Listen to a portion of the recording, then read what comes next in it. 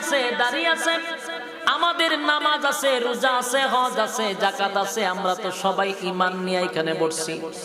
কথা হয় না? ঈমানের দাবি নিয়ে বসছি। তাহলে আল্লাহ যদি কয় ঈমান আনো,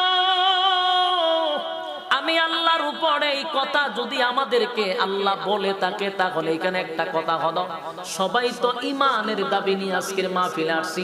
এখানে যারা আসছে সবই তো ঈমানদার, কোনো বেঈমান আসছে? কোনো বেঈমান আসে নাই, সবাই ঈমানদার আসছে। আল্লাহ আমাদের কি বলে? ঈমান আন আমি আল্লাহর উপরে। তাহলে আমরা যারা বলছি সবাই ঈমানদার, এরপরও আমাদের কি বলে? ঈমান আনো। তাহলে প্রশ্ন হলো, ঈমান আনার কথা তো বেঈমানরে বলার কথা, ঈমানদারকে কেন ঈমানের দাওয়াত দেয় আল্লাহ? বুঝার দরকার আছে নি?